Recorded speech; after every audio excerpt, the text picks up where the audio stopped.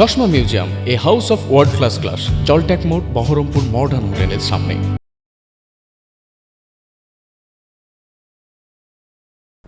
জলঙ্গি বিধানসভা তৃণমূল কংগ্রেসের প্রার্থী বাবর আলীর সমর্থনে নির্বাচনী প্রচার করলেন তৃণমূল কংগ্রেসের সাধারণ সম্পাদক অভিষেক বন্দ্যোপাধ্যায়। এছাড়াও মঞ্চে উপস্থিত ছিলেন মুর্শিদাবাদ বিধানসভার প্রার্থী শাওনি সিংহ রায়, রানীনগরের প্রার্থী সৌভিক হোসেন এবং ডোমকলের প্রার্থী হুমায়ুন কবির। জলঙ্গির সাধিকান দেয়ার স্কুল ময়দানের জনসভা থেকে অভিষেক বন্দ্যোপাধ্যায় বিরোধী দলগুলিকে কড়া ভাষায় আক্রমণ করেন।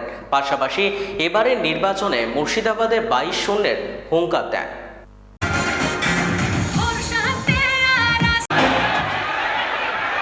ধন্যবাদ। 50 শয্যা বিশিষ্ট একটি ছাত্রাবাস নির্বাচন, প্রতিরোধের নির্বাচন, প্রতিশোধের নির্বাচন। এই মুর্শিদাবাদ জেলায় বিজেপির 3টে এজেন্সি কাজ করছে। একটা হচ্ছে নির্বাচন কমিশন, যার মাথার উপর রয়েছে গণেশ কুমার, যে মানুষের নাম কাটাতে যুক্ত হয়েছে। দ্বিতীয় এজেন্সি কংগ্রেসের অধীর চৌধুরী, যার নিরাপত্তার দায়িত্বে রয়েছে অমিত শাহের কেন্দ্রীয় বাহিনী। আর তৃতীয় এজেন্সি হুমায়ুন কবির আর আসাউদ্দিন ওয়েসির মিম আর ডিম। একদিকে মিম আর একদিকে ডিম। ওর নাম নিলে সবার পরিবেশ খারাপ হয়। যদিও আমাদের প্রার্থীর নামও হুমায়ুন কবির, কিন্তু এমন হুমায়ুন কবির যিনি দক্ষতার সাথে 5 বছর দেবরার বিধায়ক হয়ে কাজ দায়ভার সামলেছেন। তাকে মুর্শিদাবাদে এই কারণে আনা হয়েছে।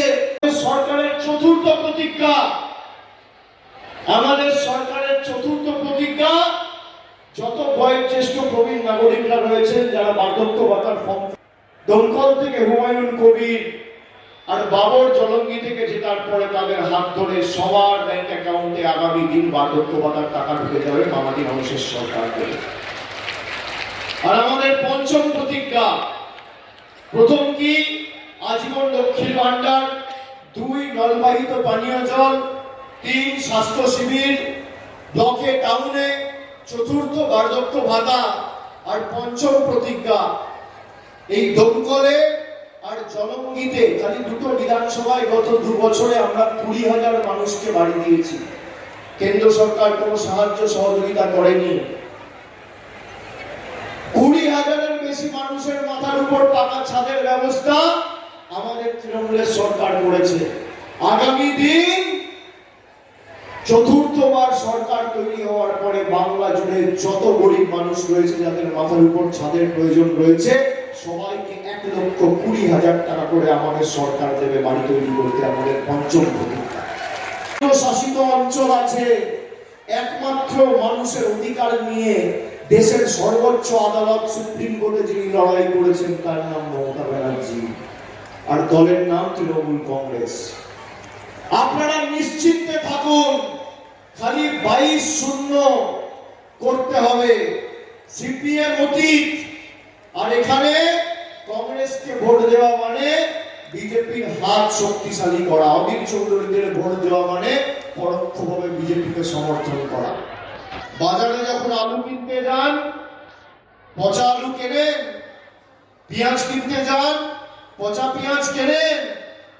সিপিএম এর সর্বা যিনি নেতা মোহাম্মদ সেলিম, তিনি 2024-এ আবু তাহেরদার কাছে দাঁড়িয়ে 1,60,000 ভোটে হেরেছে। তার রিটার্ন টিকিট মুর্শিদাবাদের মানুষ কেটে দিয়েছে। সেই জলঙ্গিয়া দমকলে সিপিএম কংগ্রেসকে ভোট দিয়ে ভোট নষ্ট করবেন না। সব ভোট জোড়া ভুলে সব ভোট তৃণমূলে। তাই আমার আপনার বাকি যে 2জন প্রার্থী আছে, এসো, সৌমিক এসো, শাওনি আসো। আমার আপনার সবার প্রার্থী, আমার বাঁ দিকে বাবর আর ডান দিকে হুমায়ুন কবির। তৃণমূল দাপাদাপি করে বেড়াচ্ছে, হম্বি করে বেড়াচ্ছে আর 28 দিন। আপনি দেখুন, এখানে মুর্শিদাবাদ জেলাকে অশান্ত করার চেষ্টা করেছি, ধরবেন না। জঙ্গিপুরের দিকটা, রঘুনাথগঞ্জের দিকটা চেষ্টা করেছিল, পারেনি।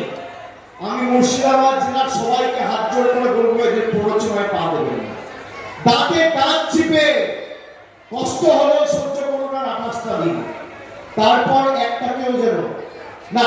রেজাল্ট তো বেরোবে 28 দিন পরে, 4 তারিখ, আজকে 6 তারিখ, রেজাল্ট বেরোবে 4 তারিখ, 20 দিন পরে ভোট, 28 দিন পরে ফল ঘোষণা। তো ফল ঘোষণা অবধি দাঁতে দাঁত চিপে কষ্ট হলেও আপনারা অপেক্ষা করুন। ফল বেরোনোর পর সুদে আসলে জবাব দেবো, আমি কথা দিয়ে যাচ্ছি, সুদে আসলে জবাব দেবো।